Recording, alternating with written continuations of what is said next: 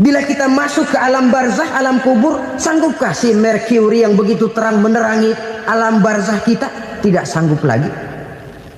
Sanggupkah lampu yang ratusan watt, bahkan puluhan ribu watt menerangi kehidupan di padang mahsyar? Tidak akan sanggup lagi. Kalau demikian, yang dimaksud lampu yang terang di sini apa? Tidak lain amal soleh, kebajikan yang kita lakukan dalam hidup. Itu yang akan jadi lampu penerang. Di dunia nama kita akan terang. Jasad kita boleh hancur terkubur tanah, tapi nama kita akan dikenang orang. Begitulah kalau orang meninggalkan kebajikan dalam hidup seperti sekarang. Ribuan orang tiap saat berziarah ke kubur Imam Syafi'i, ke kubur Imam Malik, ke kubur Imam Ghazali, ke kubur orang yang baik-baik, orang yang soleh-soleh. Kebajikannya yang ditinggalkan, yang mengukir namanya dengan tinta emas, sehingga saudara sudah terbaring di alam kubur. Orang lewat, Allah, ini kuburannya Fulan bin Fulan, dulu ini kebaikannya Masya Allah, saya ikut merasakan. Mari kita mampir sebentar, kita Fatihah, mohon disampaikan Allah pahalanya kepada almarhum. Al-Fatihah. Itu kalau orang baik-baik. Lalu saudara tanya, Pak, orang mati dikirimin Fatihah apa nyampe pahalanya? Saya jawab, kalau saudara nggak percaya, mati dulu dah. Nanti saya Fatihahin, tungguin di sana. Umpama nggak sampai, balik lagi kemari. Sekarang ini kan maunya otak-otakan saja. Kalau nggak masuk otak, nggak percaya. Padahal alam gaib itu nggak bisa diotak-otakin. Sama saja dengan saudara pernah dengar cerita kapal Tampu Mas tenggelam kan? Pernah nggak?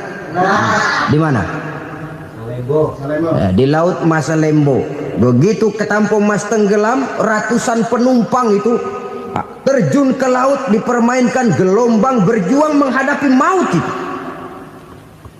Orang lagi timbul tenggelam di lautan, dihantam ombak, kita tengokin pakai helikopter. Pak, lagi timbul tenggelam ya? Iya, tolongin. Jangan khawatir Pak, nih saya kirim intan Pak, harganya 10 juta. Kira-kira orang yang timbul tenggelam di laut seneng nggak? Ya. Kan mahal toh intan 10 juta. Kenapa dia nggak senang? Karena intan 10 juta dalam kondisi seperti itu tidak sanggup menyelamatkan dia. Dia akan girang kalau dikirimin ban mobil bekas, dikirimin papan terentang atau bambu. Intan yang 10 juta dia nggak girang. Ban mobil bekas yang 1000 perak, tuh pegang, itu yang dia girang betul. Inilah sebabnya Nabi berkata, mal mayyitu fi qabrihi illa kal ghariqil mutaghawwis. Orang yang meninggal di alam kuburnya seperti orang timbul tenggelam di lautan. Yantaziru da'watan min ahli, menunggu doa dari keluarganya yang masih hidup. Duh, bapak saya sudah meninggal, saya sayang benar sama dia. Kirimin kulkas ke kuburannya Itu sama saja dengan tadi orang tenggelam di lautan dikirimi intan yang harganya 10 juta, tidak sampai. Begitulah kalau kebajikan yang kita tinggalkan dalam hidup, sudah mati pun kubur kita masih diziarahi orang. Tapi kalau jahat yang kita tinggalkan, boro-boro lah orang mau doa lewat dekat kuburan kita juga serem. Tuh bajingan no, dulu mati dipendem di situ tuh. Jangan lewat situ, ntar kesurupan, jangan. Lewat saja orang ngeri. Konon lagi membacakan Fatihah dan mengirimkan doa. Hidup pada hakikatnya adalah kesempatan untuk berbuat baik. Maka sekali kesempatan itu diberikan, manfaatkan dengan sebaiknya. Sebab kesempatan kedua tidak akan pernah ada. Kesempatan berbuat baik di sini, di akhirat sudah pembalasan namanya. Sekali kesempatan itu dicabut, dia tidak akan pernah dikembalikan lagi. Kata Iqbal, hidup tidak mundur ke belakang, Bung. Berhenti diinjak orang, mundur hancur. Tidak ada kata mundur dalam hidup ini. Berhenti diinjak orang, mundur kecebur. Tidak ada kata lain. Harus maju dalam kehidupan, dalam artian yang positif. Hidup adalah kesempatan untuk mengumpulkan kebajikan yang sebanyak-banyaknya. Di situ nilai daripada manusia. Sekarang ini memang nggak kelihatan kok, orang yang banyak pahala sama yang banyak dosa nggak kelihatan kok. Barangkali kalau habis bikin dosa palanya pada benjol, mungkin orang takut sama dosa. Tapi sekarang sama saja, orang yang banyak dosa dengan yang nggak banyak dosa jalan bareng dari belakang, sama, nggak kelihatan beda. Tapi ada waktunya di mana pahala memegang peranan, di mana dosa diperlihatkan. Sama saja kalau kita bawa mobil siang, lampu kan nggak begitu berfungsi. Apa lalu bilang, alah ini lampu berat-beratin, copot-copotin aja dah. Tidak perlu begitu. Kenapa? Pada suatu saat malam senja akan datang. Bila matahari terbenam, senja pun datang, gelap mulai merayap, disitulah baru terasa perlunya lampu. Pahala begitu. Sekarang orang yang nggak ada pahalanya nggak kelihatan dalam kehidupan. Tapi pada suatu saat senja kehidupan akan datang. Ajal merenggut nyawa, malam merayap, dan hidup mulai diliputi kegelapan di alam barzah. Dikala itu kalau nggak punya lampu, alangkah malangnya kita. Sebab amal yang baik, kata Nabi, di alam barzah itu akan diciptakan menjadi perempuan yang cantik menemani kita. Amal yang jahat akan menjadi orang yang paling jelek nemenin kita. Udah di tempat gelap yang nemenin jelek.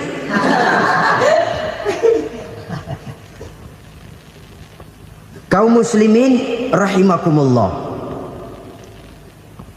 Kalau demikian masalahnya, tergantunglah kita pandai memanfaatkan waktu. Al-waktu kasayf, waktu itu cepat sekali. Yang namanya waktu itu tahu-tahu. Tahu-tahu udah tahun 87. Tahu-tahu udah begitu. Tahu-tahu yang kemarin anak-anak, sekarang udah pada punya anak. Tahu-tahu saja itu. Begitu cepat waktu berlalu. Kalau tidaklah pandai kita memanfaatkannya, akan rugi kita. Nabi bersabda, man kana yaumuhu khairun min amsihi fahuwa rabih. Barang siapa yang hari ini lebih baik daripada hari kemarin, itu orang untung. Hari ini lebih baik daripada kemarin.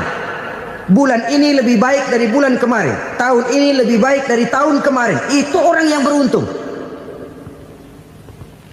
Tahun kemarin sembayangnya maghrib doang, sekarang udah tambah isya. Tahun kemarin cuman Idul Fitri aja ngancem bener, sekarang udah tambah Jumat, lalu tambah lagi maghrib, tambah lagi isya, dan selanjutnya. Hari ini lebih baik daripada kemarin, itu orang yang beruntung. Wa man kana yaumuhu mislu amsihi fahuwa khasir. Lalu barang siapa yang hari ini sama saja dengan hari kemarin, itu orang rugi. Hari ini sama dengan kemarin, rugi itu. Bulan ini begitu, bulan kemarin begitu. Tahun ini begitu, tahun lalu juga begitu. Rugi itu orang. Rugi apa? Rugi umur. Umur tambah, amalan gak pernah tambah. Dan saya pikir lebih merupakan azab ketimbang nikmat kalau orang dikasih panjang umur cuma untuk numpuk dosa. Mending mana? Panjang umur banyak dosa sama pendek umur dikit dosa? Mending mana? Mending mana? Ya, paling mending tentu panjang umur banyak pahala. Tapi kalau tidak, sekali lagi, lebih merupakan azab ketimbang nikmat kalau orang diberikan panjang umur tapi cuma untuk sekedar menumpuk dosa. Kehilangan kesadaran bahwa dunia bukan terminal akhir dari satu perjalanan. Dia cuma halte di mana kita berhenti sebentar untuk menuju kepada terminal yang hakiki. Saudara-saudara kaum muslimin rahimakumullah. Inilah lampu yang akan menerangi kehidupan. Amal yang kita lakukan di dalam kehidupan. Jadi yang dimaksud dengan lampu yang terang, kebajikan yang kita kerjakan dalam hidup. Nah, setiap orang di awal tadi saya bilang ingin bahagia. Bahagia itu kan hakikatnya kumpulan senang dan selamat. Senang, selamat. Apa bedanya? Senang tapi tidak selamat, nggak bahagia. Selamat tapi nggak senang, nggak bahagia orang. Contoh, kalau orang korupsi, duitnya banyak, senang dia, tapi keselamatannya. Ada tentara baris di samping rumahnya udah bingung, padahal tentara latihan. Tentara cuma latihan, dia bingung. Senang, tapi karena keselamatannya tidak terjamin, dia tidak bahagia. Sebaliknya pegawai negeri jujur benar, cuma segaji-gajinya, selamat nggak korupsi, tapi melarat, ya nggak bahagia juga, kurang senang. Kesenangan dan keselamatan untuk dunia saja, ya sekali lagi, kalau cuma sekedar untuk dunia saja, bisa dibeli pakai uang. Bisa dibeli pakai uang. Saudara ingin selamat, bisa dibeli pakai uang. Saudara ingin senang, bisa dibeli dengan uang. Tapi setelah mati, masuk ke alam barzah, habis kekuasaan uang. Nggak bisa lagi beli keselamatan pakai uang. Tidak mungkin lagi membeli kesenangan dengan uang. Di situ pahala yang megang peranan. Makin banyak pahala, makin banyak saham untuk membeli kesenangan dan keselamatan, untuk memperoleh yang namanya bahagia. Dan jangan lupa loh, di alam barzah kita nggak sebentar, menunggu datangnya kiamat. Loh iya, kalau kita begitu dikuburin terus kiamat datang, untung. Tapi kalau masih harus 1000, 2000, puluhan ribu tahun yang akan datang, dalam satu penantian yang begitu lama, tanpa saham untuk memperoleh kebahagiaan, satu kemalangan yang tidak ada pernah putus-putusnya. Janganlah tergelincir oleh kebahagiaan sebentar yang menipu dengan mengorbankan kebahagiaan hakiki yang berjangka panjang. Apa artinya senyum sejenak kalau harus ditebus dengan tangis seumur hidup? Biarlah kita minum jamu, pahit memang, getir memang, tapi kan besok badan sehat. Daripada sekarang minum sirup, manis memang, enak memang, tapi bibir pada jontor besoknya. Sirawan, batuk, nggak karu-karuan. Banyak orang tertipu oleh kesenangan yang sebentar. Padahal laisa kullu ma yalma'u zahaban. Belum tentu semua yang berkilat itu emas. Belum tentu semua yang gemerlap itu intan. Karena itu, marilah manfaatkan kesempatan yang diberikan Allah ini untuk mengumpulkan kebajikan yang sebanyak-banyaknya. Yang terakhir sekarang, yang keempat, tanda orang bahagia kata Nabi. Zaujatun salihah. Orang bahagia itu tanda yang keempat kata Nabi, punya istri biar cakep asal taat. Sudah surga itu sudah. Cakep taat. Istri kayak gitu, kalau belum mati jangan dikuburin dulu. Sudah cakep taat lagi. Tapi kadang-kadang enggak, udah jelek ngadat melulu. Apa yang mau dipilih? Sebab itu Quran mengatakan istri pakaian untuk suami, suami pakaian untuk istri. Kenapa suami istri diibaratkan pakaian? Alangkah tingginya gaya bahasa Quran ini. Suami istri teman hidup, hidup perjalanan panjang. Sejak kita dalam rahim sudah ada hidup kan di sini. Sampai ke alam dunia, masuk ke alam barzah, kumpul di padang mahsyar, sampai menuju akhirat, itu perjalanan hidup. Carilah istri atau suami teman hidup yang membawa manfaat tidak hanya kehidupan di dunia ini, sampai di alam barzah, sampai di padang mahsyar.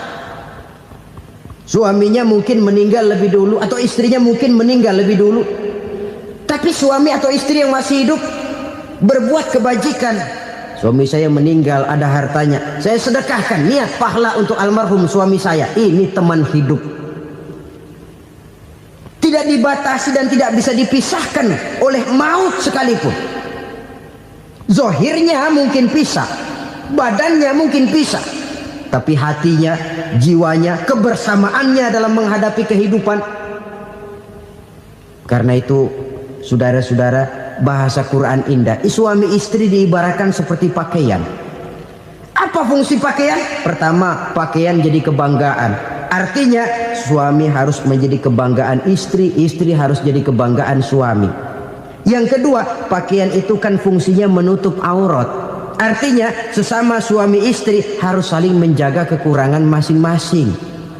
Jangan malah sesama suami istri saling membongkar rahasia dan aibnya sendiri-sendiri. Istrinya diceritain jeleknya di mana-mana, atau suaminya dibongkar rahasianya di pasar umum. Itu sudah tidak lagi berfungsi sebagai pakaian. Kenapa semua ini diperlukan? Karena kita menyadari bangsa yang baik terdiri dari masyarakat yang baik. Masyarakat yang baik merupakan susunan dari warga yang baik. Warga yang baik adalah terdiri dari rumah tangga yang baik. Dan rumah tangga yang baik merupakan susunan dari pribadi yang baik. Dari situ langkah dimulai. Membangun satu bangsa yang baik diawali dengan membangun rumah tangga yang baik, dengan menciptakan pribadi-pribadi yang baik. Sehingga dari sini diharapkan berkembanglah nilai-nilai kebaikan. Orang akan bahagia mempunyai istri yang soleh. Kenapa? Tidak ada seorang suami bisa sukses jadi apapun dia, apapun profesinya, dokter kah, kiai kah, mubalik kah, petani kah, pengusaha kah, pejabat tinggi kah. Tidak ada seorang suami yang bisa sukses tanpa peran serta istrinya. Walaupun memang peranan itu tidak begitu kelihatan, tapi sangat menentukan. Karena itu, saudara hadirin yang saya hormati, Islam sangat menghargai kaum wanita, memberikan kedudukan yang tinggi sepanjang tidak mematikan kodrat kewanitaannya. Nah, kalau sudah kesuksesan ini diawali dari rumah tangga, karier di masyarakat mudah untuk dikejar. Tapi keberantakan di rumah tangga merupakan kegagalan pertama di tempat lain. Karena apa? Di zaman sekarang orang ditampar pipi kiri, dikasih pipi kanan. Bukan kasihan, gemes. Damai belum tentu, bonyok udah jelas. Lalu ketika dibacakan konsep perdamaian menurut Quran, di mana disampaikan ayat wa jazaa'u sayyi'atin sayyi'atun misluha faman afa wa aslaha fa ajruhu 'ala Allah. Balasan terhadap satu kejahatan adalah kejahatan yang seimbang, tetapi barang siapa yang memberi maaf dan mencari jalan damai, itulah yang terbaik dan akan mendapat pahala dari Allah Subhanahu wa ta'ala. Kamu tidak salah ditampar pipi kirimu, tampar lagi pipi kirinya sekeras dia menampar pipi kirimu. Nanti orang tidak mau menampar kita karena dia tahu kalau dia tampar kita, dia akan menderita tamparan sekeras dia menampar kita. Akan terjadilah prinsip saling hormat menghormati, tidak saling ganggu, tidak saling usil, tidak saling jahil. Atas dasar ini perdamaian bisa ditegakkan. Mereka bisa menerima konsep ini, tapi kemudian seminar ditutup tanpa satu keputusan resmi. Kenapa? Terus terang mereka kagum dengan konsep Islam, tapi sentimen lama terhadap nilai-nilai Islam telah menutup mata mereka untuk menerima kebenaran dari ajaran Al-Quranul Karim. Saudara-saudara kaum muslimin rahimakumullah, kembali kita kepada persoalan pokok. Roh adalah dari Allah, dia akan kembali kepada Allah, milik mutlak dari Allah. Tidak pantas kita merampasnya dari orang lain. Tidak wajar kita menghilangkannya tanpa alasan yang dibenarkan oleh agama. Di zaman sekarang, akibat persaingan hidup yang makin tajam, lapangan kerja yang makin sulit, tensi ekonomi yang makin tinggi, atau karena nilai moral yang makin rendah, atau juga karena rapuhnya pegangan orang kepada agama, nyawa rasanya sudah sedemikian murahnya. Berbagai kasus membuat berdiri bulu roma kita. Ada mayit, ada manusia dipotong 6, dicincang macam kambing. Ada yang dipotong 5, ada yang dipotong 13, dikardusin, dibuang ke tempat sampah. Inna lillahi wa inna ilaihi raji'un. Gejala apa ini? Kanibalisme. Manusia sudah demikian sadisnya, manusia sudah sedemikian buasnya, sehingga sesama manusia diperlakukan seperti hewan. Padahal hewan sendiri belum pernah macan makan macan, bagaimanapun buasnya macan. Belum pernah serigala memakan serigala, bagaimanapun brutalnya serigala. Tetapi manusia makan manusia di zaman sekarang kadang jadi kenyataan dalam kehidupan kita. Kadang persoalannya remeh saja, soal uang 200 perak, pisau bicara, nyawa melayang. Soal rokok sebatang, celurit bicara, nyawa melayang. Soal-soal yang sama sekali tidak prinsip, begitu mudah kita menghilangkan nyawa orang lain. Padahal Nabi pernah memperingatkan, apabila dua orang muslim sudah berkelahi dan berbunuh-bunuhan, al-qatil wal maktul finnar, yang membunuh dan yang terbunuh dua-duanya neraka. Sahabat heran, ya Rasul, kalau yang terbunuh, kalau yang membunuh masuk neraka itu sih wajar, tapi yang terbunuh kenapa neraka juga? Beliau menjawab, dua-duanya sudah punya niat untuk saling membunuh. Niatnya itu yang diponten. Yang terbunuh cuman lagi apes aja, keduluan dia. Umpama tidak terbunuh, pasti dia yang akan membunuh.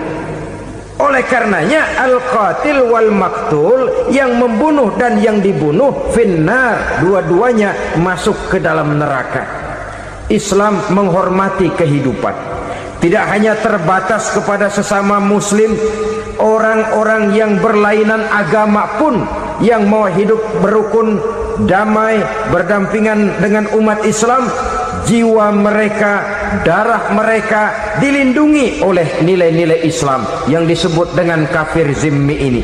Mengganggu mereka sama saja dengan mengganggu aku, kata Nabi. Jadi oleh karena itu, sayangilah sesama. Kehidupan adalah anugerah Allah, bukan wewenang kita untuk mencabutnya dari orang lain, bukan wewenang kita untuk merampas dan menghilangkannya dari orang lain. Apa yang tidak enak terjadi pada diri kita, begitu pula lah apabila terjadi pada diri orang lain. Sehingga Nabi mengatakan, la yu'minu ahadukum hatta yuhibba li akhihi ma yuhibbu li nafsihi. Belum dikatakan beriman seseorang kamu apabila dia belum mencintai saudaranya seperti ia mencintai dirinya sendiri. Apa yang enak dirasakan oleh orang lain, enak juga dirasakan oleh dia. Mengukur orang lain dengan diri sendiri. Kalau orang lain tanpa salah saya fitnah, kalau saya tanpa salah difitnah orang, enak apa enggak? Enggak, orang lain juga begitu. Kalau orang lain tanpa salah saya tempeleng kepalanya, enak apa tidak? Tidak. Orang lain juga begitu. Yang tidak enak terjadi pada diri kita, tentu tidak enak juga kalau terjadi pada orang lain. Mengukur orang lain dengan diri sendiri, sehingga tidak timbul sifat egois, tidak menari di atas bangkai orang lain, tidak mendirikan kebahagiaan di atas untayan air mata orang lain. Sehingga dengan demikian, saudara-saudara, dia bisa menghormati kehidupan, menghormati orang lain sebagaimana dia ingin dihormati. Untuk menghancurkan nilai-nilai iman, dibanjiri kita dengan paham-paham yang merusak dan mendangkalkan akidah. Baik ia bernama materialisme, baik ia bernama sekularisme, baik ia bernama banjirnya maksiat dan munkarat, baik ia bernama banjirnya peradaban dan kebudayaan yang menghancurkan moral daripada anak-anak kita. Sedikit demi sedikit melenturkan dan melunturkan nilai-nilai keimanan kita, untuk kemudian pada waktunya nilai iman itu akan bertukar dan berganti menjadi nilai syirik kepada Allah Subhanahu wa ta'ala. Atau pada sisi lain, menjadikan yang selain Allah sebagai tujuan akhir daripada kehidupan kita.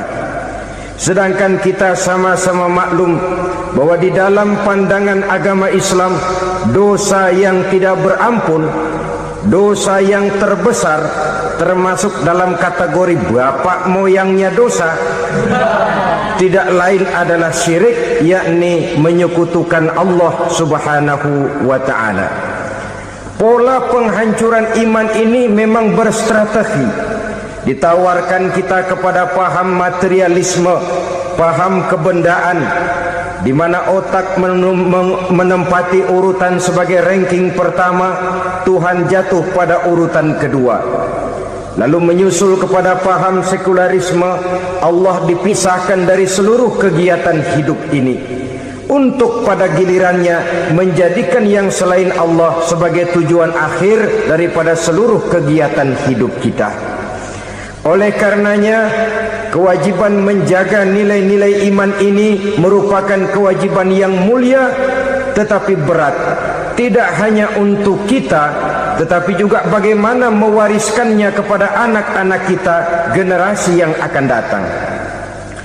Orang-orang tua bijaksana yang diceritakan di dalam Al-Quran, kalau sudah berpikir tentang anak-anaknya, pertanyaan yang paling mereka risaukan ialah ma ta'buduna min ba'di. Anakku, kalau pada satu saat aku, ayahmu sudah tidak ada lagi di dunia ini, meninggalkan kamu semua, ma ta'buduna min ba'di, apa yang akan kamu sembah nak? Jikalau sekarang ayahmu masih mau ke masjid, masih mau melakukan rukuk dan sujud, masih beribadah menyembah Allah Subhanahu wa taala, kalau orang tuamu sudah tidak ada, ma ta'buduna min ba'di, masihkah engkau mau datang ke masjid? Masihkah engkau mau rukuk dan sujud? Masihkah engkau mau menyembah Allah Subhanahu wa taala? Pertanyaan ini yang dipikirkan oleh Nabi Yakub kepada putra-putranya. Pertanyaan ini yang diteruskan oleh Nabi Ibrahim kepada anak-anaknya. Pertanyaan ini yang diwariskan oleh generasi ulama salafus saleh kepada para generasi berikutnya. Bagaimana kita generasi sekarang, kita orang-orang tua sekarang, bukan berfikir ma ta'buduna min ba'di, malah yang kita fikirkan ma ta'kuluna min ba'di. Kalau bapak tidak ada nanti kamu makan apa nak? Perkara kamu nyembah apa, urusan nomor 18. Yang penting kamu nanti hidup bisa makan nak. Maka kita sibuk mewariskan harta kepada anak-anak kita. Kita sibuk mewariskan kebun dan tanah kepada anak-anak kita. Kita sibuk mewariskan pabrik kepada anak-anak kita, sementara kita lupa mewariskan intan yang paling mahal, mewariskan mutiara yang paling berharga, yaitu nilai iman kepada Allah Subhanahu wa taala. Alangkah baiknya apabila warisan harta, warisan tanah dan kebun, warisan rumah dan pabrik didasari lebih dahulu dengan mewariskan nilai iman kepada Allah Subhanahu wa taala. Sebagai orang-orang tua, kita boleh bersedih kalau anak kita tidak mengerti komputer. Kita boleh bersedih kalau anak kita tidak mengerti matematika. Kita boleh bersedih kalau anak kita tidak mengerti bahasa Inggris. Tapi sewajarnya lebih bersedihlah kita orang tua jikalau mempunyai anak yang tidak kenal Allah sebagai Tuhannya, yang kemudian tidak mau rukuk dan sujud kepada Allah Tuhannya. Itulah kemalangan yang paling malang bila kita meninggalkan generasi yang tidak bertauhid kepada Allah Subhanahu wa taala. Betapapun anak kita tidak ngerti komputer, saudara, paling-paling kerugiannya cuma kerugian dunia. Masuk dia ke alam barzakh, Munkar Nakir tidak akan sempat tanya kau belajar komputer apa tidak. Kumpul dia di padang mahsyar, malaikat juga tidak akan tanya matematikamu nilainya berapa. Yang ditanya kau kenal Allah, kau rukuk dan sujud kepadanya, kau pernah datang ke masjid. Oleh karena itu sekali lagi, menjaga nilai iman tidak hanya untuk kita, tetapi juga mewariskannya kepada anak-anak kita, generasi yang akan datang. Sungguh kemalangan yang paling besar apabila kita meninggalkan anak-anak kita. Mereka kita tinggalkan lemah ekonominya, itu tidak baik. Mereka kita tinggalkan lemah otaknya, itu pun akan membuat mereka tertinggal oleh yang lain. Tapi yang paling celaka, jikalau kita tinggalkan mereka dalam kondisi lemah imannya, rapuh akidahnya, tidak baik dan tidak betul keyakinan hidupnya. Oleh karena itu Nabi berpesan, jauhilah 7 perkara yang merusak. Yang pertama, syirik kepada Allah Subhanahu wa ta'ala, menyekutukan Allah baik dalam ucapan, dalam keyakinan ataupun dalam perbuatan. Ini perkara pertama yang termasuk 7 perusak besar di dalam kehidupan. Kalau sudah jatuh kita ke lembah syirik, bagaimanapun banyak kebaikan yang kita kerjakan, berjiwa sosial, bertangan pemurah, gemar menolong orang lain, kalau memang dasarnya syirik, maka seluruh kebaikan kita akan hancur, tidak akan ada nilainya dalam pandangan Allah Subhanahu wa ta'ala. Dalam pandangan manusia mungkin kita dicatat sebagai orang sosial, gemar menolong orang lain, tidak berpangku tangan melihat orang yang mendapat kesulitan. Tapi oleh karena dasarnya syirik, dasarnya tidak mentauhidkan Allah, maka seluruh nilai kebaikan yang kita kerjakan tidak akan ada nilainya dalam pandangan Allah Subhanahu wa ta'ala. Maka jagalah iman kita jangan sampai dihinggapi penyakit syirik yang bagaimana kecilnya sekalipun. Sekali lagi, baik syirik dalam bentuk ucapan, syirik dalam bentuk keyakinan, sampai kepada syirik dalam bentuk perbuatan, kita berhindar kepada sifat-sifat yang sedemikian itu. Karena apa? Dalam satu ayat Quran Allah Subhanahu wa ta'ala menjelaskan, innallaha la yaghfiru ayyushraka bih wa yaghfiru ma duna dzalika liman yasha. Allah tidak akan memberi ampun kepada orang-orang yang menyekutukannya, tapi Allah masih mau memberikan ampun kepada dosa-dosa yang selain itu bagi orang-orang yang dikehendakinya. Dosa selain syirik, apabila kita bertaubat, Allah masih mau mengampuni. Tapi kalau sudah jatuh ke tempat syirik, itu sudah dosa yang tidak berampun. Taubatnya tidak lain melepas syirik, kembali kepada tauhid, berkeyakinan bahwa hanya ada Allah Subhanahu wa ta'ala, Tuhan satu-satunya yang lam yalid wa lam yulad wa lam yakul lahu kufuwan ahad. Tidak beranak, tidak pula diperanakkan, dan tidak satupun yang dapat menyerupai Tuhan Allah Subhanahu wa ta'ala. Saudara-saudara kaum muslimin rahimakumullah, bahwa kita di zaman sekarang memang tidak menyembah berhala, ya. Bahwa kita tidak berterang-terangan mengatakan Tuhan lebih dari satu, memang. Bahwa kita tidak berkeyakinan Tuhan itu punya anak atau diperanakkan, tentu. Tapi dalam perbuatan dan i'tiqad kita kadang-kadang jatuh tanpa kita sadari ke tempat yang bernama syirik ini. Oleh karenanya, di zaman di mana teknologi makin canggih, di mana kemajuan pembangunan makin menjangkau berbagai aspek kehidupan, diperlukan keseimbangan antara kemajuan fisik material dengan kemajuan mental spiritual. Apabila tidak ada keseimbangan, yang terwujud tentulah kepincangan, yang diawali dengan pincangnya cara kita berpikir, sehingga pada akhirnya akan mengarah kepada pincangnya cara kita berbuat dan bertindak di dalam kehidupan kita. Oleh karena itu Nabi berpesan, jauhilah sifat syirik, karena syirik merupakan dosa yang teramat besar. Ini sifat merusak yang pertama.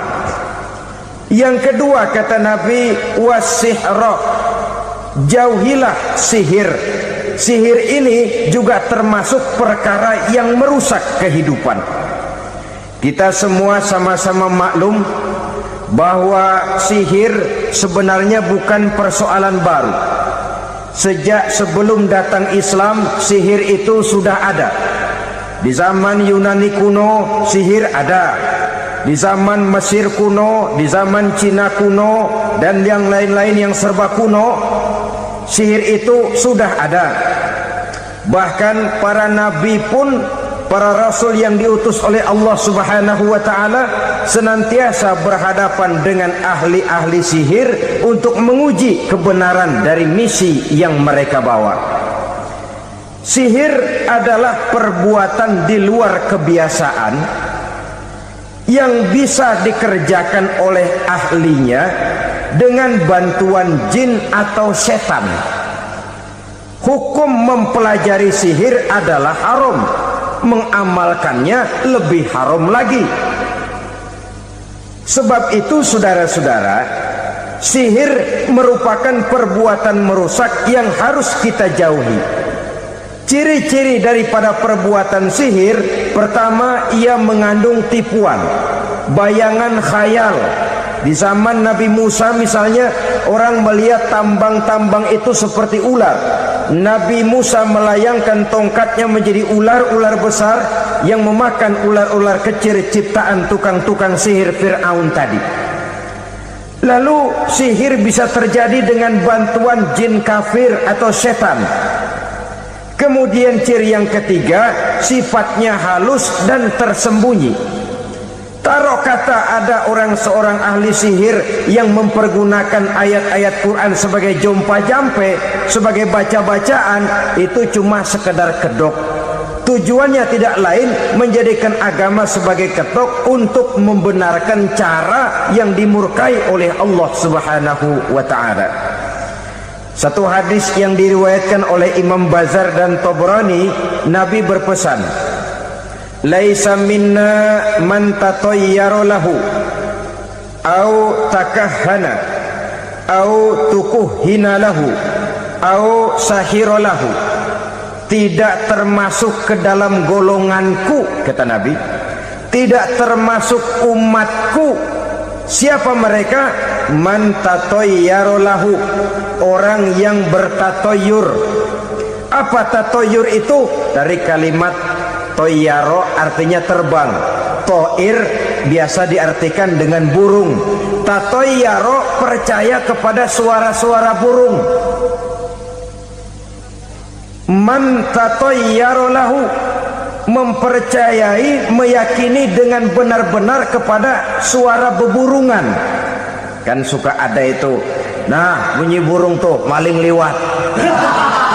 Maling liwat, burung bunyi, maling liwat.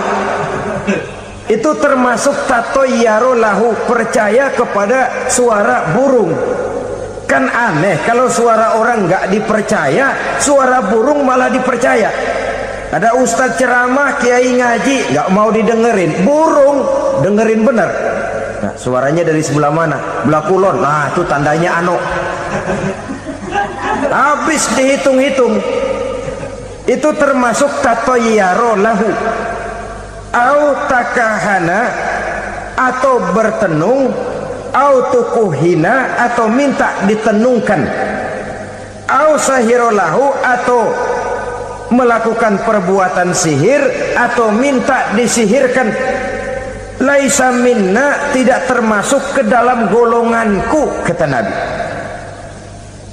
Sehingga dengan demikian saudara-saudara, menghadapi sihir dengan sihir sekalipun termasuk perbuatan yang tidak diajarkan oleh agama. Kita kan mempelajari sihir untuk jaga diri, tidak apa-apa. Yang dilarang mengamalkannya, dilarang juga mempelajarinya. Sebab orang kalau sudah mengetahui, biasanya lalu terangsang untuk mencoba. Kalau percobaannya berhasil, biasanya terangsang untuk coba lagi dan coba lagi. Pada akhirnya ketagihan, lalu beralih menjadi profesi, apalagi itu nanti bisa mendatangkan hasil uang. Saudara-saudara kaum muslimin rahimakumullah, kita manusia makhluk nyata, kita hidup di alam nyata, terikat oleh sunnatullah, causality. Oleh karenanya bagi kita keyakinan yang penuh, keikhlasan di dalam bertuhankan Allah, penyerahan diri sepenuhnya hanya kepadanya, itu sudah merupakan obat penangkal yang sangat ampuh agar kita tidak terkena penyakit-penyakit yang dibuat oleh setan dan para pembantunya. Sehingga beberapa ayat Quran mengajarkan, misalnya a'udzu bikalimatillahi tammati min syarri ma khalaq, atau bismillazi la yadurru ma'asmihi syai'un fil ardi wala fis sama. dengan menyebut nama Allah yang tidak bisa mendatangkan bahaya sedikit pun dari baik yang datang dari langit maupun yang datang dari bumi. Jiwa yang kosong dari keyakinan yang penuh kepada Allah, jiwa yang penuh was-was dan ragu-ragu, itu yang mudah terserang oleh penyakit-penyakit yang dikerjakan oleh para tukang-tukang sihir, yaitu oleh setan dan seluruh para pembantunya. Kemudian hadis kedua yang diriwayatkan oleh Imam Ibnu Hibban, Nabi bersabda, la yadkhulul jannata mudminu khamrin wala mu'minu bisihrin wala qati'u rahmin. Tidak masuk surga. Ini Nabi yang bilang, tidak masuk surga. Siapa itu? Pertama, mudminu khamrin, orang yang berkekalan dalam mabuk. Selalu mudminun itu sudah menjadi perbuatan rutinnya, tidak kapok-kapoknya, teler seumur hidup. Mudminu khamrin, tidak masuk surga orang yang selalu bermabuk-mabukan. Yang kedua, wala mu'minu bisihrin, orang mukmin tapi main sihir. Ini juga oleh Nabi diperingatkan, tidak akan masuk surga orang mukmin tapi suka main sihir. Wala qati'u rahmin, dan tidak juga orang yang memutuskan silaturahmi. Tiga macam manusia yang diperingatkan Nabi tidak akan masuk surga: orang yang selalu mabuk, orang mukmin yang main sihir, dan orang yang memutuskan silaturahmi. Saudara-saudara kaum muslimin rahimakumullah. Lalu orang berkata, kenapa dilarang kita bersihir padahal Rasul sendiri kan punya mukjizat? Nah, kita memang harus membedakan antara mukjizat dengan sihir. Dalam kehidupan agama kita kenal ada yang namanya mukjizat, ada yang namanya karomah atau keramat biasa diucapkan, ada yang namanya maunah, ada yang namanya irhas, ada juga yang namanya sihir. Kesemuanya ini berbeda, saudara-saudara. Yang dinamakan mukjizat itu khusus untuk para rasul saja. Satu kejadian luar biasa yang terjadi dilakukan oleh Rasul atas izin dari Allah Subhanahu wa ta'ala. Perbedaannya dengan sihir jelas. Sihir dari setan, mukjizat dari Allah. Sihir bisa dipelajari, mukjizat tidak. Sihir umumnya untuk maksud-maksud yang tidak baik, sedangkan mukjizat untuk memperkuat kebenaran yang disampaikan oleh para rasul dan ditentang oleh umatnya. Bahkan kafir Quraisy dahulu menganggap orang-orang ahli sihir itu berada dalam satu posisi yang hina, sehingga mereka mengatakan Nabi Muhammad dan menuduh Nabi Muhammad sebagai tukang sihir. Tuduhan sebagai tukang sihir adalah tuduhan yang sangat aib dan hina. Di tengah masyarakat kufar jahiliyah, kedudukan tukang sihir dipandang sebagai kedudukan yang hina, sehingga mereka mengejek Nabi dengan sebutan tukang sihir. Jadi mukjizat hanya untuk Rasul saja. Kemudian karomah. Karomah ini asal kata dari karoma, kehormatan, kemuliaan yang diberikan Allah kepada hamba-hambanya yang rajin mendekatkan diri kepadanya. Oleh karena ketekunannya melaksanakan ibadah, Allah memberikan keistimewaan kepada orang itu, yang dengan keistimewaannya dia bisa mengerjakan yang tidak bisa dikerjakan oleh orang lain. Karomah hanya bisa dicapai dengan prestasi ibadah. Kalau sihir, mau ibadah apa enggak, asal dia belajar, bersatu dan berteman dengan setan, memenuhi persyaratan-persyaratan setan, biasanya lalu bisa. Sedangkan karomah tidak mungkin terwujud tanpa orang mendekatkan diri sedekat-dekatnya kepada Allah Subhanahu wa ta'ala. Maka kita lihat biasanya orang-orang yang punya ilmu sihir, mukanya rata-rata nggak enak dilihat, kumuh, jauh dari air wudhu, jauh dari sujud kepada Allah, malah berteman dengan setan, menjadi pelayan-pelayannya setan. Saudara-saudara, adapun maunah, keistimewaan yang diberikan Allah kepada hamba-hambanya yang belum sampai kepada tingkat wali, tapi orang itu lebih banyak kebaikannya daripada kesalahannya. Umpamanya, saudara jalan bertiga di pinggir jalan, saudara ada pada posisi di tengah, lalu bertiga ini ketabrak mobil. Menurut perhitungan saudara mati lebih dahulu, tapi terjadi hal yang aneh, dua teman saudara mati, saudara malah cuma luka dan lecet sedikit saja. Apa itu? Kalau kita lebih banyak kebaikannya daripada kesalahannya, itu yang dinamakan maunah, pertolongan yang diberikan Allah kepada hamba-hambanya yang lebih banyak kebaikannya daripada kesalahannya. Sedangkan yang dinamakan irhas, kejadian luar biasa pada diri seseorang pada waktu dia masih kecil, yang menunjukkan tanda-tanda keistimewaannya. Itu umumnya pada para nabi pada usia kecilnya sudah ada irhas, tanda-tanda istimewa. Jelas baik mukjizat, karomah, maunah maupun irhas berbeda dengan sihir. Sihir ini jelas saja merupakan bantuan dan persekutuan antara manusia dengan setan.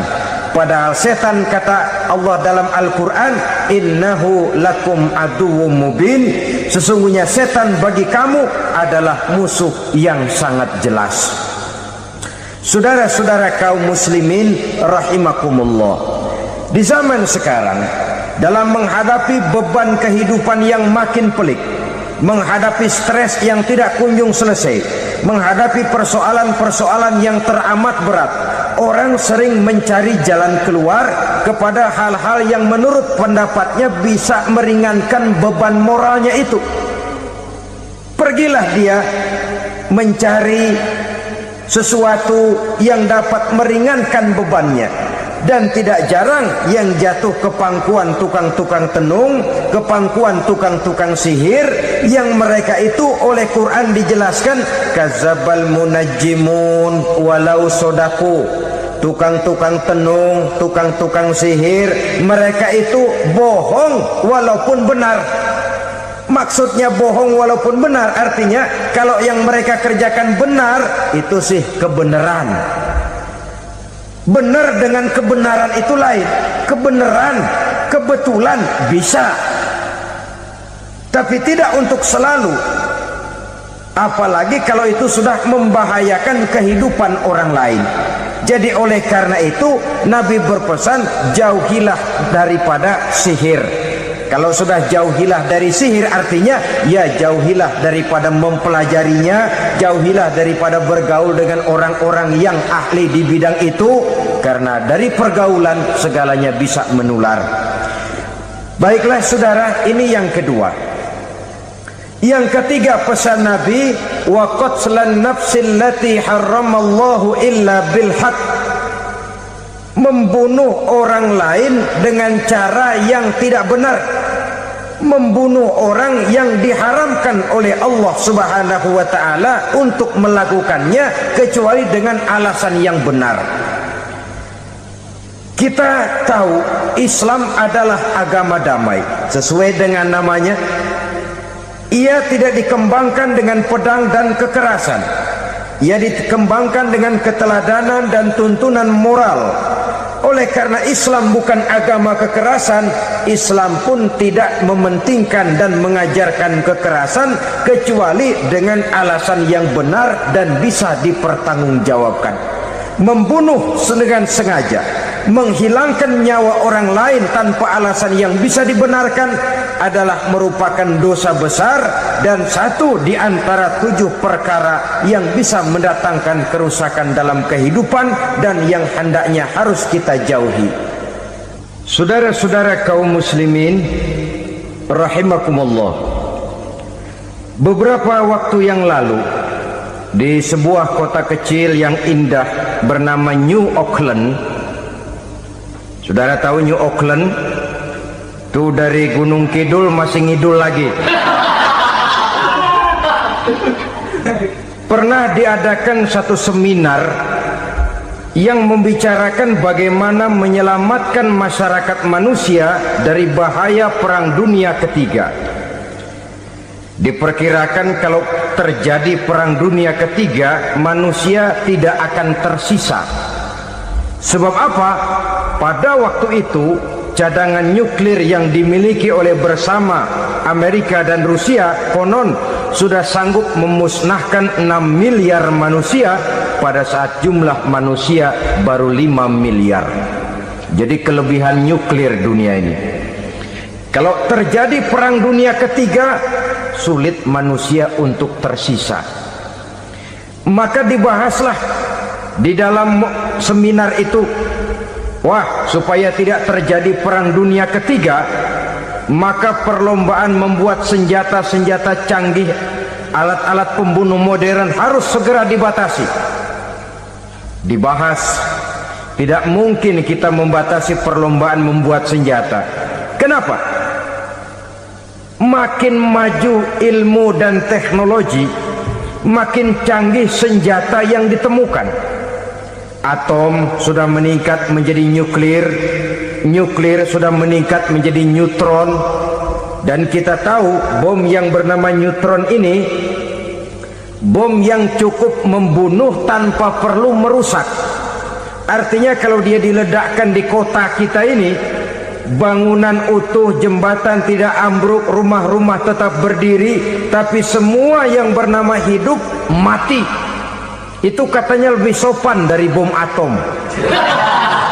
Sebab kalau si atom ini sudah membunuh, merusak pula. Neutron cukup membunuh saja tanpa perlu merusak. Jadi majunya senjata-senjata teknologi sebagai akibat yang logis dari kemajuan ilmu pengetahuan ini tidak bisa kita batasi. Dan memang sebenarnya yang bahaya bukan senjatanya, tapi manusia yang mengendalikan senjata itu. Mereka kembali kepada prinsip the man behind the gun. Bukan senjatanya yang bahaya, tapi manusia yang mengendalikan senjata itu yang bahaya. Walaupun senjatanya modern, katakanlah model M16 umpamanya, kalau yang mengendalikannya orang beriman, insya Allah aman. Tapi biar megang cuma senapan angin, kalau yang megang orang brutal, ngeri kita deket-deket. Apalagi kalau memang bukan ahlinya menggunakan senjata, bisa ngeker kaki kena jidat.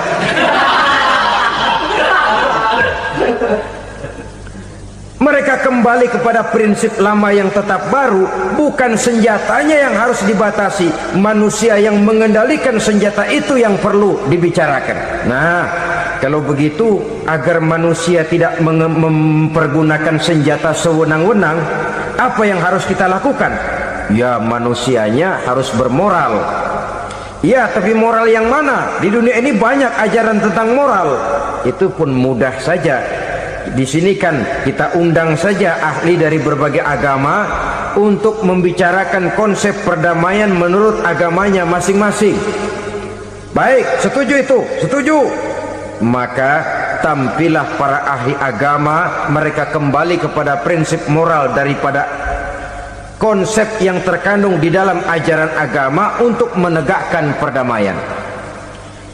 Mula-mula naiklah ahli dari agama Hindu, dibacakan konsep perdamaian menurut ajaran agama Hindu, bahwa untuk damai manusia harus meninggalkan nafsu keduniaannya, menempuh samsara dan sebagainya untuk mencapai nirwana, menjauhi kemegahan dan kemewahan dunia. Ini lalu dibahas, rasanya juga tidak mungkin ini. Kemudian dari agama Nasrani, bahwa untuk damai manusia harus menciptakan sifat kasih sayang. Kalau ditampar pipi kiri, berikan pipi yang kanan. Kalau diberikan selendang, berikan baju. Nanti orang kasihan, lalu dia tidak akan nampar lagi. Ketika ini dibahas, ternyata rasanya pun tidak mungkin bisa diterima. Karena apa? Di zaman sekarang orang ditampar pipi kiri, dikasih pipi kanan. Bukan kasihan, gemes.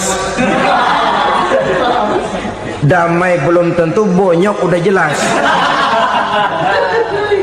Lalu ketika dibacakan konsep perdamaian menurut Quran, di mana disampaikan ayat wa jazaa'u sayyi'atin sayyi'atun misluha faman afa wa aslaha fa ajruhu 'ala Allah. Balasan terhadap satu kejahatan adalah kejahatan yang seimbang. Tetapi barang siapa yang memberi maaf dan mencari jalan damai, itulah yang terbaik dan akan mendapat pahala dari Allah Subhanahu wa ta'ala. Kamu tidak salah ditampar pipi kirimu, tampar lagi pipi kirinya sekeras dia menampar pipi kirimu. Nanti orang tidak mau menampar kita karena dia tahu kalau dia tampar kita, dia akan menderita tamparan sekeras dia menampar kita. Akan terjadilah prinsip saling hormat menghormati, tidak saling ganggu, tidak saling usil, tidak saling jahil. Atas dasar ini perdamaian bisa ditegakkan. Mereka bisa menerima konsep ini, tapi kemudian seminar ditutup tanpa satu keputusan resmi. Kenapa? Terus terang mereka kagum dengan konsep Islam, tapi sentimen lama terhadap nilai-nilai Islam telah menutup mata mereka untuk menerima kebenaran dari ajaran Al-Quranul Karim. Saudara-saudara kaum muslimin rahimakumullah, kembali kita kepada persoalan pokok. Roh adalah dari Allah, dia akan kembali kepada Allah, milik mutlak dari Allah. Tidak pantas kita merampasnya dari orang lain. Tidak wajar kita menghilangkannya tanpa alasan yang dibenarkan oleh agama. Di zaman sekarang, akibat persaingan hidup yang makin tajam, lapangan kerja yang makin sulit, tensi ekonomi yang makin tinggi, atau karena nilai moral yang makin rendah, atau juga karena rapuhnya pegangan orang kepada agama, nyawa rasanya sudah sedemikian murahnya. Berbagai kasus membuat berdiri bulu roma kita. Ada mayit, ada manusia dipotong 6, dicincang macam kambing. Ada yang dipotong 5, ada yang dipotong 13, dikardusin, dibuang ke tempat sampah. Inna lillahi wa inna ilaihi raji'un. Gejala apa ini? Kanibalisme. Manusia sudah demikian sadisnya, manusia sudah sedemikian buasnya, sehingga sesama manusia diperlakukan seperti hewan. Padahal hewan sendiri belum pernah macan makan macan, bagaimanapun buasnya macan. Belum pernah serigala memakan serigala, bagaimanapun brutalnya serigala. Tetapi manusia makan manusia di zaman sekarang kadang jadi kenyataan dalam kehidupan kita. Kadang persoalannya remeh saja, soal uang 200 perak, pisau bicara, nyawa melayang. Soal rokok sebatang, celurit bicara, nyawa melayang. Soal-soal yang sama sekali tidak prinsip, begitu mudah kita menghilangkan nyawa orang lain. Padahal Nabi pernah memperingatkan, apabila dua orang muslim sudah berkelahi dan berbunuh-bunuhan, al-qatil wal maktul finnar, yang membunuh dan yang terbunuh dua-duanya neraka. Sahabat heran, ya Rasul, kalau yang terbunuh, kalau yang membunuh masuk neraka itu sih wajar, tapi yang terbunuh kenapa neraka juga? Beliau menjawab, dua-duanya sudah punya niat untuk saling membunuh. Niatnya itu yang diponten. Yang terbunuh cuman lagi apes aja, keduluan dia. Umpama tidak terbunuh, pasti dia yang akan membunuh. Oleh karenanya al-qatil wal maktul, yang membunuh dan yang dibunuh finnar, dua-duanya masuk ke dalam neraka. Islam menghormati kehidupan, tidak hanya terbatas kepada sesama muslim. orang-orang yang berlainan agama pun yang mau hidup berukun, damai, berdampingan dengan umat Islam, jiwa mereka, darah mereka dilindungi oleh nilai-nilai Islam yang disebut dengan kafir zimmi ini. Mengganggu mereka sama saja dengan mengganggu aku, kata Nabi. Jadi oleh karena itu, sayangilah sesama. Kehidupan adalah anugerah Allah, bukan wewenang kita untuk mencabutnya dari orang lain, bukan wewenang kita untuk merampas dan menghilangkannya dari orang lain. Apa yang tidak enak terjadi pada diri kita, begitu pula lah apabila terjadi pada diri orang lain. Sehingga Nabi mengatakan, la yu'minu ahadukum hatta yuhibba li akhihi ma yuhibbu li nafsihi. Belum dikatakan beriman seseorang kamu apabila dia belum mencintai saudaranya seperti ia mencintai dirinya sendiri. Apa yang enak dirasakan oleh orang lain, enak juga dirasakan oleh dia. Mengukur orang lain dengan diri sendiri. Kalau orang lain tanpa salah saya fitnah, kalau saya tanpa salah difitnah orang, enak apa enggak? Enggak, orang lain juga begitu. Kalau orang lain tanpa salah saya tempeleng kepalanya, enak apa tidak? Tidak. Orang lain juga begitu. Yang tidak enak terjadi pada diri kita, tentu tidak enak juga kalau terjadi pada orang lain. Mengukur orang lain dengan diri sendiri, sehingga tidak timbul sifat egois, tidak menari di atas bangkai orang lain, tidak mendirikan kebahagiaan di atas untayan air mata orang lain. Sehingga dengan demikian, saudara-saudara, dia bisa menghormati kehidupan, menghormati orang lain sebagaimana dia ingin dihormati.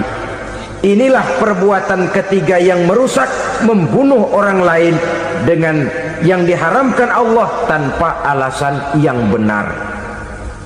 Yang ketiga. Kemudian yang keempat, perbuatan merusak wa aklar riba, makan riba. Hidup adalah tolong menolong. Bahasa kerennya take and give katanya. Saling memberi dan saling menerima. Nabi mengajarkan, man kuraba kurbatan min kurabid dunya karaballahu lahu kurbatan min kurabi yaumal qiyamah. Wallahu fi aunil abdi madamal abdu fi auni akhihi. Siapa yang meringankan beban dari beban-beban yang dirita seseorang di dalam kehidupan dunia, Allah akan meringankan bebannya daripada beban-beban yang harus dipikulnya di hari kiamat nanti. Wallahu fi aunil abdi madamal abdu fi auni akhihi. Allah senantiasa akan menolong seorang hamba selama hamba itu masih mau menolong saudaranya.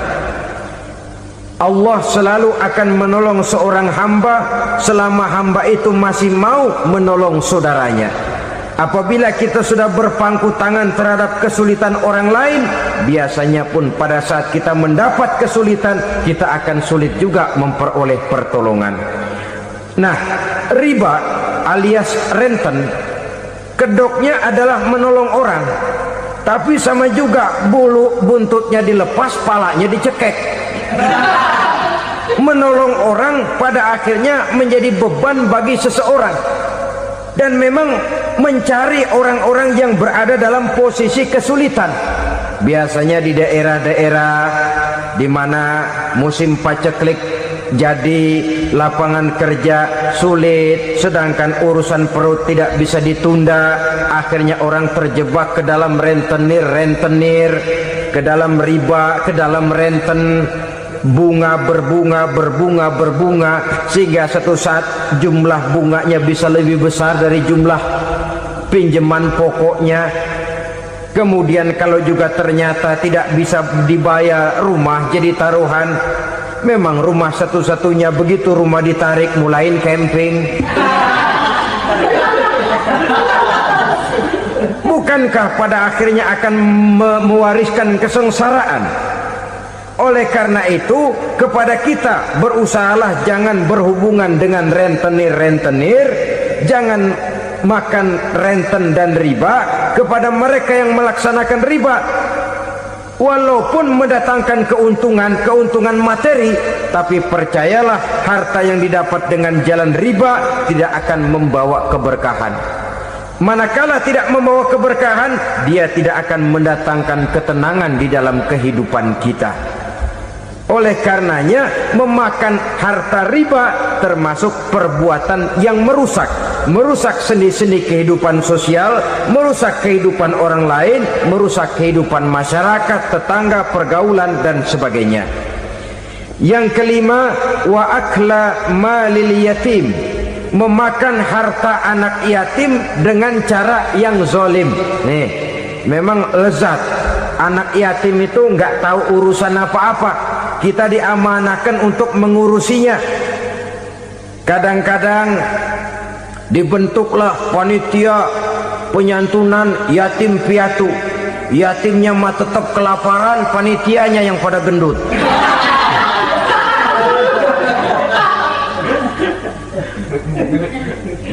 Padahal memakan harta anak yatim termasuk perbuatan dosa besar, dan menjantuni yatim merupakan perbuatan mulia. Nabi mengatakan, ana wa kafilul yatim kahataini yaumal qiyamah.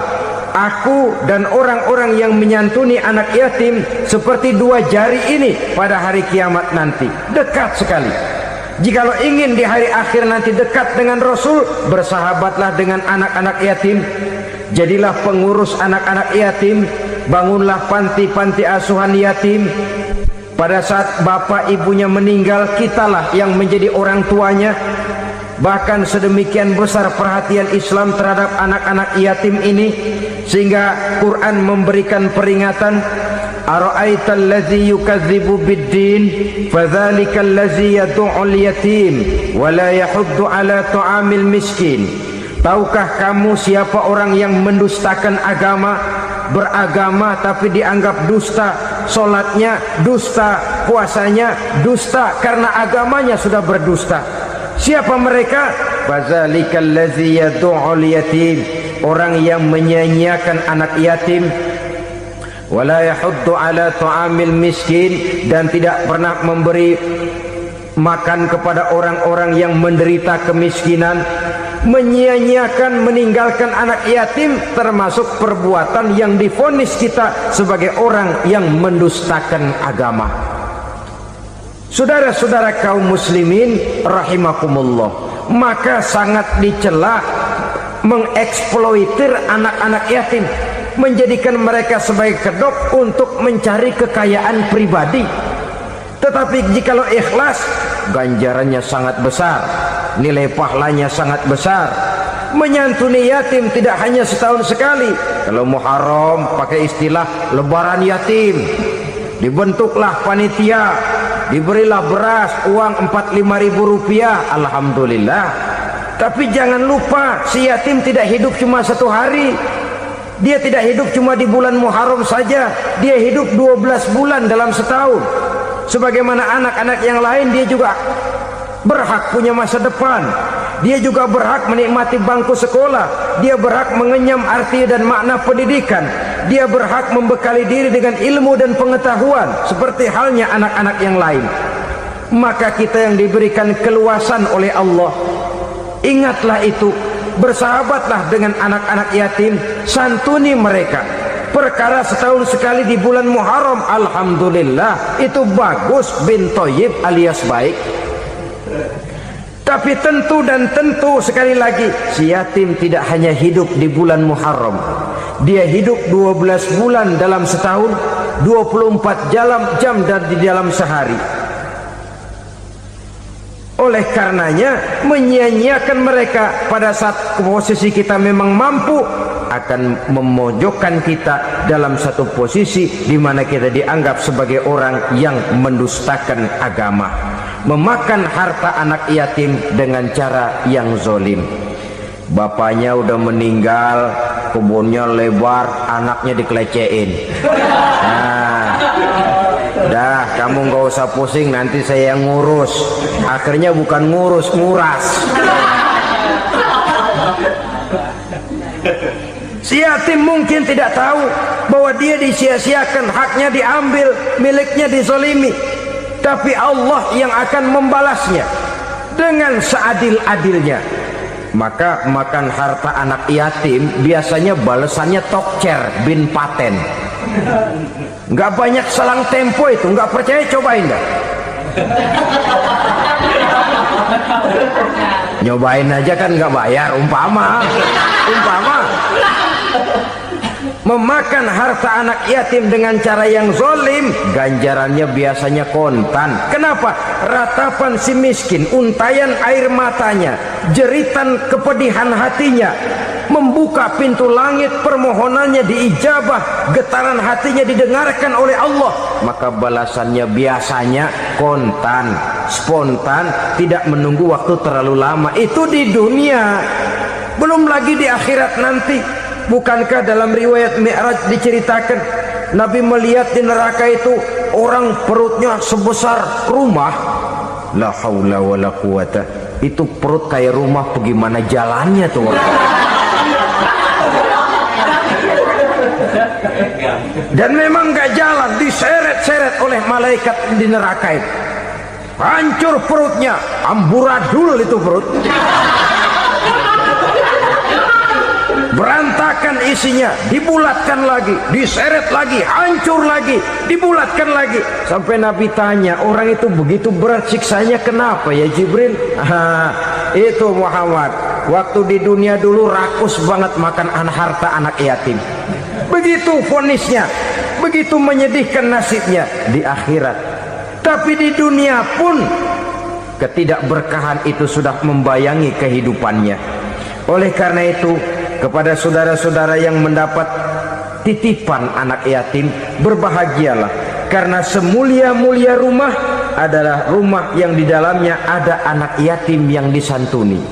Sehina-hina rumah adalah rumah di mana di dalamnya ada anak yatim yang disia-siakan. Begitu kata Nabi kita. Rumah yang paling mulia dalam pandangan Allah, rumah yang di dalamnya ada anak yatim yang disantuni. Rumah yang paling hina dalam pandangan Allah, rumah yang di dalamnya ada anak yatim yang nasibnya disia-siakan. Berbahagialah saudara apabila menjadi penyantun anak-anak yatim, pelindung mereka, sehingga mereka mempunyai masa depan sebagaimana anak-anak lainnya. Rasulullah sendiri sedemikian peka terhadap keadaan anak-anak yatim karena beliau sendiri memang mengalami. Umur 6 bulan dalam kandungan ibu, beliau sudah ditinggalkan oleh ayahnya. Pada saat berusia 6 tahun ibu sudah meninggal. Yatim piatu dalam usia di mana beliau sedang perlu belas kasih seorang ibu dan pengertian seorang bapa. Kepekaan itu lalu timbul, bahkan kemudian sampai kepada beliau berkata, aku dan orang yang menyantuni anak yatim seperti jari tengah dan jari telunjuk di hari akhirat nanti. Sedemikian dekatnya. Baiklah ya, jadi yang kelima, memakan harta anak yatim. Jauhi, karena ini perbuatan yang merusak. Yang keenam, watawalli yaumaz zahfi, melarikan diri pada hari pertempuran. Apa ini? Khianat, tidak konsekuen dengan konsep perjuangan. Pada mulanya keras benar teriak berantas korupsi, ganyang korupsi, cuma karena belum dapat giliran. Begitu dia naik dapat kesempatan, korupsinya lebih edan dari yang diteriakinya. Ini termasuk tawalli yaumaz zahfi, berpaling pada hari peperangan. Di saat menghadapi musuh, kalau belum kelihatan musuh, teriaknya nyaring bener, jangan takut demi kebenaran sampai titik darah yang paling penghabisan. Musuh belum kelihatan. Begitu musuh sudah kelihatan, paling dulu lari ke belakang. Kalau diajak berjuang ada saja alasannya. Sehingga Quran memberikan peringatan kepada kita semua. Mengapa kamu ini berat? Kalau sudah diajak berjuang di jalan Allah, kakimu seperti terhunjam berakar di perut bumi. berat untuk melangkah berjuang. Lari dari pertempuran tidak konsekuen dengan konsepsi perjuangan. Mau enaknya saja dalam kondisi yang sulit lalu berpangku tangan. Ini termasuk ciri munafik yang di dalam Al-Quran disindir dengan bahasa kullama adha'a lahum masyaufi wa iza azlama alaihim qamu. Waktu terang mereka jalan, giliran gelap mereka mandek. Artinya, maksudnya kalau giliran ada untungnya aja rame-rame teriak Islam, tapi begitu diminta berjuang, dituntut berkorban, rame-rame mundur. Waktu dilihat di Islam ada untungnya, rame-rame teriak Islam. Pak, saya Islam banget, Pak. KTP saya Islam, Pak. Pokoknya Islam banget dah. Tapi ketika diminta berjuang, dituntut sedikit berkorban, rame-rame mengundurkan diri. Bila kita masuk ke alam barzah, alam kubur, sanggupkah si Merkuri yang begitu terang menerangi alam barzah kita? Tidak sanggup lagi. Sanggupkah lampu yang ratusan watt, bahkan puluhan ribu watt menerangi kehidupan di padang mahsyar? Tidak akan sanggup lagi. Kalau demikian, yang dimaksud lampu yang terang di sini apa? Tidak lain amal soleh, kebajikan yang kita lakukan dalam hidup. Itu yang akan jadi lampu penerang. Di dunia nama kita akan terang, jasad kita boleh hancur terkubur tanah, tapi nama kita akan dikenang orang. Begitulah kalau orang meninggalkan kebajikan dalam hidup seperti sekarang. Ribuan orang tiap saat berziarah ke kubur Imam Syafi'i, ke kubur Imam Malik, ke kubur Imam Ghazali, ke kubur orang yang baik-baik, orang yang soleh-soleh. Kebajikannya yang ditinggalkan, yang mengukir namanya dengan tinta emas. Sehingga saudara sudah terbaring di alam kubur, orang lewat, Allah, ini kuburannya Fulan bin Fulan, dulu ini kebaikannya Masya Allah, saya ikut merasakan. Mari kita mampir sebentar, kita Fatihah. Mohon disampaikan Allah pahalanya kepada almarhum. Al-Fatihah. Itu kalau orang baik-baik. Lalu saudara tanya, Pak, orang mati dikirimin Fatihah apa nyampe pahalanya? Saya jawab, kalau saudara nggak percaya, mati dulu dah. Nanti saya Fatihain, tungguin di sana. Umpama nggak sampai, balik lagi kemari. Sekarang ini kan maunya otak-otakan saja. Kalau nggak masuk otak, nggak percaya. Padahal alam gaib itu nggak bisa diotak-otakin. Sama saja dengan saudara pernah dengar cerita kapal tanpa emas tenggelam kan? Pernah nggak? Di mana? Salembo. Ya, di laut Masalembo. Begitu ke tanpa emas tenggelam, ratusan penumpang itu terjun ke laut, dipermainkan gelombang, berjuang menghadapi maut itu. Orang lagi timbul tenggelam di lautan, dihantam ombak, kita tengokin pakai helikopter. Pak, lagi timbul tenggelam ya? Iya, tolongin. Jangan khawatir Pak, nih saya kirim intan Pak, harganya 10 juta. Kira-kira orang yang timbul tenggelam di laut seneng nggak? Tidak. Kan mahal toh intan 10 juta. Kenapa dia nggak senang? Karena intan 10 juta dalam kondisi seperti itu tidak sanggup menyelamatkan dia. Dia akan girang kalau dikirimin ban mobil bekas, dikirimin papan terentang atau bambu. Intan yang 10 juta dia nggak girang. Ban mobil bekas yang 1000 perak, tuh pegang, itu yang dia girang betul. Inilah sebabnya Nabi berkata, mal mayyitu fi qabrihi illa kal ghariqil mutaghawwis. Orang yang meninggal di alam kuburnya seperti orang timbul tenggelam di lautan. Yantaziru da'watan min ahli, menunggu doa dari keluarganya yang masih hidup. Duh, bapak saya sudah meninggal, saya sayang benar sama dia. Kirimin kulkas ke kuburannya Itu sama saja dengan tadi orang tenggelam di lautan dikirimi intan yang harganya 10 juta, ndak sampai. Begitulah kalau kebajikan yang kita tinggalkan dalam hidup, sudah mati pun kubur kita masih diziarahi orang. Tapi kalau jahat yang kita tinggalkan, boro-boro lah orang mau doa lewat dekat kuburan kita juga serem. Tuh bajingan no, dulu mati dipendem di situ tuh. Jangan lewat situ, ntar kesurupan, jangan. Lewat saja orang ngeri. Konon lagi membacakan Fatihah dan mengirimkan doa. Hidup pada hakikatnya adalah kesempatan untuk berbuat baik. Maka sekali kesempatan itu diberikan, manfaatkan dengan sebaiknya. Sebab kesempatan kedua tidak akan pernah ada. Kesempatan berbuat baik di sini, di akhirat sudah pembalasan namanya. Sekali kesempatan itu dicabut, dia tidak akan pernah dikembalikan lagi. Kata Iqbal, hidup tidak mundur ke belakang, Bung. Berhenti diinjak orang, mundur hancur. Tidak ada kata mundur dalam hidup ini. Berhenti diinjak orang, mundur kecebur. Tidak ada kata lain. Harus maju dalam kehidupan, dalam artian yang positif. Hidup adalah kesempatan untuk mengumpulkan kebajikan yang sebanyak-banyaknya. Di situ nilai daripada manusia. Sekarang ini memang nggak kelihatan kok, orang yang banyak pahala sama yang banyak dosa nggak kelihatan kok.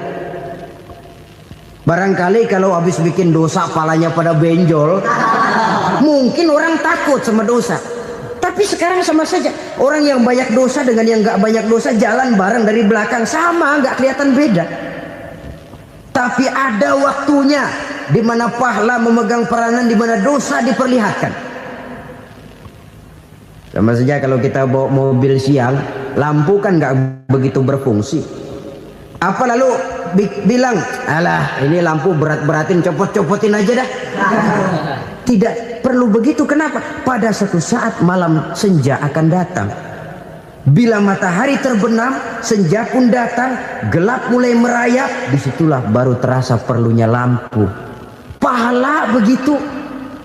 Sekarang orang yang nggak ada pahalanya nggak kelihatan dalam kehidupan. Tapi pada suatu saat senja kehidupan akan datang. Ajal merenggut nyawa, malam merayap, dan hidup mulai diliputi kegelapan di alam barzah. Dikala itu kalau nggak punya lampu, alangkah malangnya kita. Sebab amal yang baik, kata Nabi, di alam barzah itu akan diciptakan menjadi perempuan yang cantik menemani kita. Amal yang jahat akan menjadi orang yang paling jelek nemenin kita. Sudah di tempat gelap yang nemenin jelek.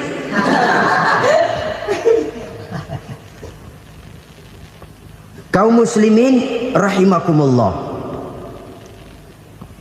Kalau demikian masalahnya, tergantunglah kita pandai memanfaatkan waktu. Al-waktu kasayf. Waktu itu cepat sekali. Yang namanya waktu itu tahu-tahu. Tahu-tahu udah tahun 87. Tahu-tahu udah begitu. Tahu-tahu yang kemarin anak-anak, sekarang udah pada punya anak.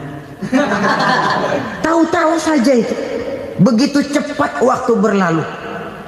Kalau tidaklah pandai kita memanfaatkannya, akan rugi kita. Nabi bersabda, "Man kana yaumuhu khairun min amsihi fahuwa rabih." Barang siapa yang hari ini lebih baik daripada hari kemarin, itu orang untung. Hari ini lebih baik daripada kemarin. Bulan ini lebih baik dari bulan kemarin. Tahun ini lebih baik dari tahun kemarin. Itu orang yang beruntung. Tahun kemarin sembayangnya maghrib doang, sekarang udah tambah isya. Tahun kemarin cuman Idul Fitri aja ngancem bener, sekarang udah tambah Jumat, lalu tambah lagi maghrib, tambah lagi isya, dan selanjutnya. Hari ini lebih baik daripada kemarin, itu orang yang beruntung. Wa man kana yaumuhu mislu amsihi fahuwa khasir. Lalu barang siapa yang hari ini sama saja dengan hari kemarin, itu orang rugi. Hari ini sama dengan kemarin, rugi itu. Bulan ini begitu, bulan kemarin begitu, tahun ini begitu, tahun lalu juga begitu. Rugi itu orang. Rugi apa? Rugi umur. Umur tambah, amalan gak pernah tambah. Dan saya pikir lebih merupakan azab ketimbang nikmat kalau orang dikasih panjang umur cuma untuk numpuk dosa. Mending mana? Panjang umur banyak dosa sama pendek umur dikit dosa? Mending mana? Mending mana? Ya paling mending tentu panjang umur banyak pahala. Tapi kalau tidak, sekali lagi, lebih merupakan azab ketimbang nikmat kalau orang diberikan panjang umur tapi cuma untuk sekedar menumpuk dosa. Kehilangan kesadaran bahwa dunia bukan terminal akhir dari satu perjalanan. Dia cuma halte di mana kita berhenti sebentar untuk menuju kepada terminal yang hakiki. Saudara-saudara kaum muslimin rahimakumullah. Inilah lampu yang akan menerangi kehidupan. Amal yang kita lakukan di dalam kehidupan. Jadi yang dimaksud dengan lampu yang terang, kebajikan yang kita kerjakan dalam hidup. Nah, setiap orang di awal tadi saya bilang ingin bahagia. Bahagia itu kan hakikatnya kumpulan senang dan selamat. Senang, selamat. Apa bedanya? Senang tapi tidak selamat, nggak bahagia. Selamat tapi nggak senang, nggak bahagia orang. Contoh, kalau orang korupsi, duitnya banyak, senang dia, tapi keselamatannya. Ada tentara baris di samping rumahnya udah bingung, padahal tentara latihan. Tentara cuma latihan, dia bingung. Senang, tapi karena keselamatannya tidak terjamin, dia tidak bahagia. Sebaliknya pegawai negeri jujur benar, cuma segaji-gajinya, selamat nggak korupsi, tapi melarat, ya nggak bahagia juga, kurang senang. Kesenangan dan keselamatan untuk dunia saja, ya sekali lagi, kalau cuma sekedar untuk dunia saja, bisa dibeli pakai uang. Bisa dibeli pakai uang. Saudara ingin selamat, bisa dibeli pakai uang. Saudara ingin senang, bisa dibeli dengan uang. Tapi setelah mati masuk ke alam barzah, habis kekuasaan uang. Nggak bisa lagi beli keselamatan pakai uang, tidak mungkin lagi membeli kesenangan dengan uang. Di situ pahala yang megang peranan. Makin banyak pahala, makin banyak saham untuk membeli kesenangan dan keselamatan, untuk memperoleh yang namanya bahagia. Dan jangan lupa loh, di alam barzah kita nggak sebentar, menunggu datangnya kiamat. Loh iya, kalau kita begitu dikuburin terus kiamat datang, untung. Tapi kalau masih harus 1000, 2000, puluhan ribu tahun yang akan datang, dalam satu penantian yang begitu lama, tanpa saham untuk memperoleh kebahagiaan, satu kemalangan yang tidak ada pernah putus-putusnya. Janganlah tergelincir oleh kebahagiaan sebentar yang menipu dengan mengorbankan kebahagiaan hakiki yang berjangka panjang. Apa artinya senyum sejenak kalau harus ditebus dengan tangis seumur hidup? Biarlah kita minum jamu, pahit memang, getir memang, tapi kan besok badan sehat. Daripada sekarang minum sirup, manis memang, enak memang, tapi bibir pada jontor besok. Sirawan, batuk, nggak karu-karuan. Banyak orang tertipu oleh kesenangan yang sebentar. Padahal laisa kullu ma yalma'u zahaban. Belum tentu semua yang berkilat itu emas. Belum tentu semua yang gemerlap itu intan. Karena itu, marilah manfaatkan kesempatan yang diberikan Allah ini untuk mengumpulkan kebajikan yang sebanyak-banyaknya. Yang terakhir sekarang, yang keempat, tanda orang bahagia kata Nabi. Zaujatun salihah. Orang bahagia itu tanda yang keempat kata Nabi, punya istri biar cakep asal taat. Sudah surga itu sudah. Cakep taat.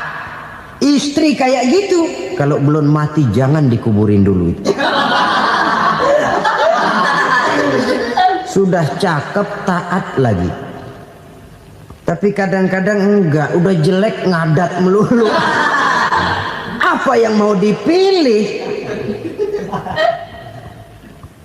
Sebab itu Quran mengatakan istri pakaian untuk suami, suami pakaian untuk istri.